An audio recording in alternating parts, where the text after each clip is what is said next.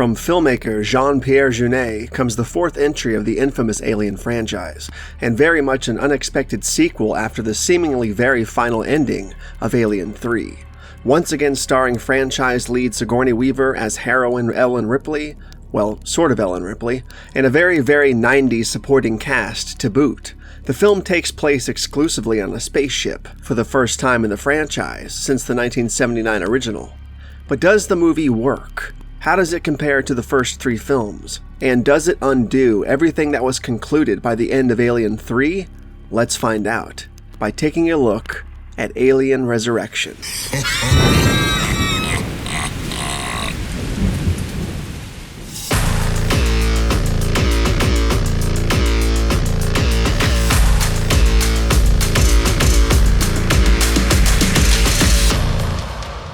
Alien Resurrection exists in a somewhat fuzzy part of my mid to late 90s haze, because while I vividly remember the Alien 3 buzz, both before and after that movie, Alien Resurrection seems to elude my nostalgia a bit more for whatever reason. I was big into reading Fangoria by the time 97 rolled around, and I do remember one or two magazines leading up to the November release of Resurrection having articles about both Alien 4 and Scream 2, if I'm not mistaken. And this, in fact, is probably where I first heard the news about Resurrection. My mom's ex-boyfriend Zach was long gone by this point, as were his old friends at the video store, so I sort of had that adult connection to pop culture horror cut off to a certain extent. And while I still loved visiting my local comic book shops, the Alien buzz just wasn't as big of a deal as it had been. At least, that's what it felt like. The toy shops, while still selling Alien and Predator action figures, even that boom wasn't as huge as it had been just a couple years prior. I mean, that stuff was still around, but it just wasn't the craze it had been. For good reason, obviously. The series was over by this point. It had ended. Alien Resurrection seemed to come out of nowhere, at least as far as my exposure to it was concerned. Beyond those Fangoria issues, I believe I picked up a novelization of the movie at Walden's bookstore at my local mall before the film came out, but naturally, I didn't read one damn page of that book. I just thought the cover and novelty of it was cool. With all that said, to say I wasn't still a huge Alien fan would be nothing short of a lie, and while pop culture seemingly sort of moved on from the franchise by this point in time, it started gaining more and more buzz as time went on, and the closer we got to that November, the more stoked I got. We, as a society, all had the same kinds of questions regarding the film. Why is it called Resurrection? Is Ripley coming back from the dead? How are they bringing her back? Is it Ripley's twin? How are there still aliens? What's going on? And so on and so forth. The closer we inched towards November, the hotter the fires of the Alien franchise were becoming all over again. And to my previous point about the comic book shops and the toys, perhaps this is just my nostalgic perception talking, but it was damn near a complete resurgence of those 1992-1993 days. There were tons of new action figures, including Alien Resurrection action figures, tons of new comic books, novels, you name it. Alien was suddenly back in a huge way, surely spearheaded by the collective curiosity, mystique, and questions surrounding Sigourney Weaver's return. And once that November release date finally rolled around, it was time to hold our collective breaths and see what kind of surprise Alien Resurrection had in store. The story of Alien Resurrection picks up 2 centuries after Ellen Ripley gave her life to end the Xenomorph bloodline once and for all. The greedy and power-obsessed Weyland-Yutani Company, Ripley's former employer, no longer exists, and the responsibility of breeding and controlling the dangerous aliens now rests with the United Systems military, who seems to be taking a page from the Weyland-Yutani playbook, in that they will stop at nothing to breed a Xenomorph, only this time they're wanted for use in military combat. Using blood samples from Ripley taken during her time on Fiorina 161, scientists have cloned a new version of her, referred to as number 8, or simply Ripley, with the purpose of extracting the alien queen from her, effectively and tragically rendering Ripley's original sacrifice null and void. However, as number 8 possesses traits from both humanity and the aliens, she begins to question her instinctual loyalties to humans. Upon breeding, The new queen gives birth to a new horde of xenomorph drones who, of course, end up eventually escaping and begin to wreak havoc upon the ship and its inhabitants, and a group of smugglers who unwittingly helped deliver human hosts for breeding must join forces with Ripley herself in order to escape the ship. Throughout her journey, Ripley discovers a shocking truth that forces her to confront her allegiances to both humanity and the alien species. She must make a decision about who she truly is in order to either save humanity once again or give in to her xenomorph-esque tendencies. Alien Resurrection features a talented cast of actors. Sigourney Weaver as Ellen Ripley is as fantastic as ever as our franchise heroine. Even though it's technically not the same Ripley, it feels right and proper nonetheless, and since she is playing a clone of Ripley, she's able to explore a new facet of the character, with her performance being both nuanced and powerful, leaving the audience constantly wondering if this version of Ripley is truly friend or foe.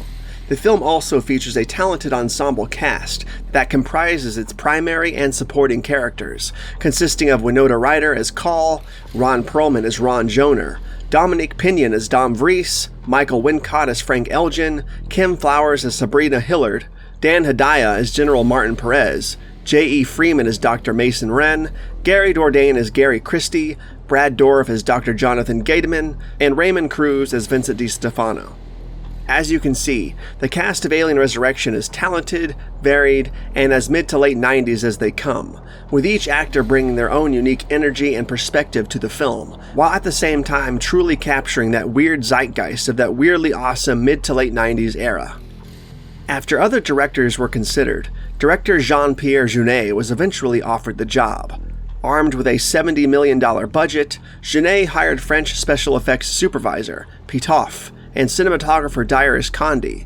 You guys have to forgive my pronunciation of these names. I'm sure I'm saying them all wrong. Nigel Phelps was chosen as the production designer, and Amalgamated Dynamics Incorporated, also known as ADI, was hired to do the creature effects.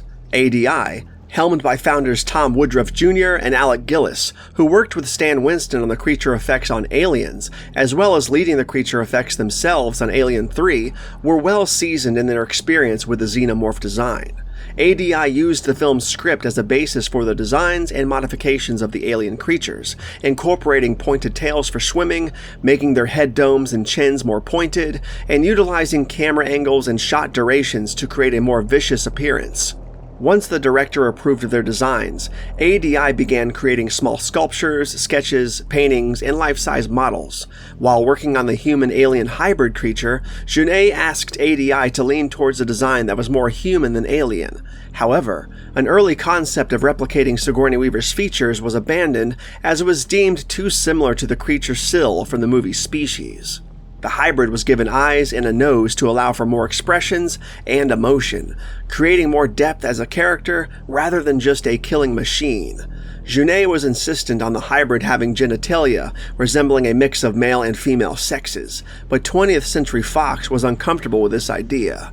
Eventually, Jeunet changed his mind, feeling that it was too much even for a Frenchman. The animatronic hybrid was the most complex animatronic in the film and required 9 puppeteers to operate. 20th Century Fox executive Tom Rothman praised the use of animatronics in the film, stating that it made the newborn creature look more real than if it had been created digitally. Alien 4 was filmed at Fox Studios in Los Angeles, California, from October of '96 to February of '97. Due to difficulty securing studio space, Jean-Pierre Jeunet, the director, had to reconstruct Stage 16 at Fox Studios into a 36 by 45 meter tank for the underwater scene. The film also marked the first time an Alien installment was filmed outside of England. The cast and crew had to undergo 2.5 weeks of training to prepare for the aquatic filming, and swimming skills were a prerequisite for their participation. The scene presented a challenge for Winona Ryder, who nearly drowned at age 12 and had not been in the water since. The crew had to shoot Ripley's basketball scene dozens of times before Sigourney Weaver made the shot. Weaver refused to compromise the authenticity of the shot, and Ron Perlman almost messed up the take when she finally made the shot, when he broke character in surprise. Luckily, the movie cuts away from this quickly enough to hide it. Blue Sky Studios, renowned for its CGI cockroach work on Joe's apartment, was hired to create the film's first CGI aliens, consisting of 30 to 40 shots. Jeunet chose CGI over puppets or suited actors for the underwater sequences and some of the wilder sequences, and although I am not particularly a fan of the way the full CGI Xenomorphs look, they're at least used sparingly, and that late 90s time capsule of bad CGI sort of charms you in a funny way, so at least there's that. Composer John Frizzell was encouraged by a friend to audition to compose the score for Alien Resurrection, and after sending in a few tapes of his work, he was hired. He spent 7 months creating a unique score that included themes of romance and eroticism, incorporating sound effects that had not been used in the previous movies. Although this score is probably my least favorite out of the franchise, it's still impressive and worth checking out. All in all, walking out of the theater that night as a 10-year-old, soon-to-be 11-year-old, I was satisfied with the movie we had just watched. It was fun, well-acted, well-paced, the cinematography was excellent, the set design was rich and drenched in atmosphere, the score was great, the practical effects were great, the CGI was not, the storyline itself was solid, and, although a weird direction to go in, organic in the sense of it not retconning anything from Alien 3, but instead following the clone storyline, and setting the film 200 years after the conclusion of the original trilogy, making it far enough away from those movies that it doesn't take anything away. I still think this movie makes Ripley's sacrifice null and void though, but that's really my biggest gripe. And with that said, I'm just happy Sigourney Weaver came back. I mean, they very well could have just left her dead and gone, and went with a new hero entirely, which could have theoretically worked, but do we really want an Alien movie without Ripley? I mean, I don't. Although Resurrection does sort of undo the bow Alien had so properly fitted on the franchise back in '92, I'm still glad the film exists, and it is a fun time to be had, and the vibe of the film is totally unlike anything from the previous 3 movies, which obviously comes from the direction of Jeunet and the cinematography of Condi. And again, apologies if I'm saying these names totally wrong. I'm trying here. Resurrection is definitely the weirdest movie of the series, and it's pretty self-contained as well. There's no lingering story threads from Alien 3 that needed to be tied up here, and this movie doesn't end with sequel bait, so it really is its own complete package, in the same way Alien, Aliens, and Alien 3 were as well. So if Alien 3 feels like the end of the line for you, then you're not really missing anything by not watching Part 4, which is the same thing you could say for Aliens as well. If Aliens is your endpoint, then you don't need to watch Alien 3 or beyond, because Aliens also has a very final ending. Matter of fact, now that I'm thinking about it, the same could be said about the original movie as well. What is it about those first 4 movies? They all continue so well from the previous entry, but are so perfectly contained in such fully formed packages in and of themselves, that you don't have to watch every movie to feel satisfied with a completed journey. Isn't that crazy? Also, am I the only person who liked the design of the newborn hybrid Xenomorph? There's some really freaky looking shots of this thing, and I totally felt bad for it as it was getting sucked out the window into outer space. I mean, Jesus Christ. But, wait a minute. Didn't they kill millions of people when they purposely crashed the ship into Earth? I mean, what the hell? Or did I miss something all these years? I get wanting to keep the aliens from getting to Earth, but damn. I think this one crash killed more people instantaneously than 2 decades of a xenomorph infestation would have done. I mean, what the hell? In the end, Resurrection is a damn good time, with a lot of fun twists and turns, and the space horror element still perfectly intact, albeit a bit more mainstream polish than I'd prefer my Alien movie to have. Jean-Pierre Jeunet's Alien Resurrection is one hell of a ride.